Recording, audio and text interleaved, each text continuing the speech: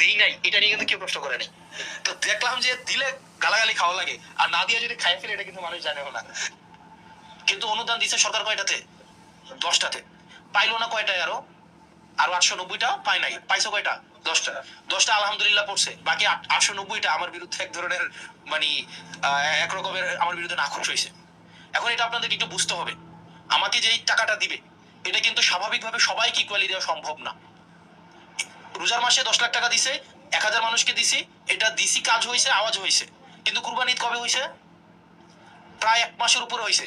কুরবানি ঈদের যে 10 লাখ টাকা এখনো পর্যন্ত দেই নাই, এটা নিয়ে কিন্তু কেউ প্রশ্ন করে নাই।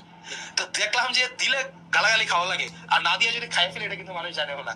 যেমন আগের ঈদগুলাতে কি হইতো? আগের ঈদগুলাতে এই যে 10 লাখ টাকা এমপিদেরকে দেয়, আমরা জানতাম না, তো অনেক কিছুই মানে আমরা জানতাম না। তো সেই জন্য আপনারা আমাদেরকে একটু কোঅপারেট করেন। আবার আমরা আমাদের জায়গা থেকে আমরা আমাদের জায়গা থেকে আমাদের ভুল থাকবে।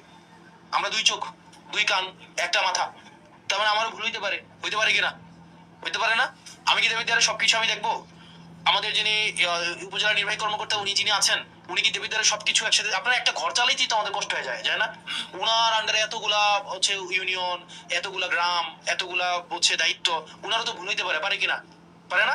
এই জন্য আপনারা আসবেন, আইসা খুব সুন্দরভাবে বিনয়ী ভাবে ভদ্রভাবে বলবেন যে ব্যাপারটা হচ্ছে এরকম, আমাকে এভাবে বঞ্চিত করা হয়েছে, বা বিষয়টা আমি এইভাবে মনে হচ্ছে যে আইনের আশ্রয়টা পাই নাই। আপনারা যদি এই বিষয়টা দেখতেন তাহলে আমরা হচ্ছে এই বিষয়টা সুবিধাভোগী হইতাম। পারবেন তো নাকি?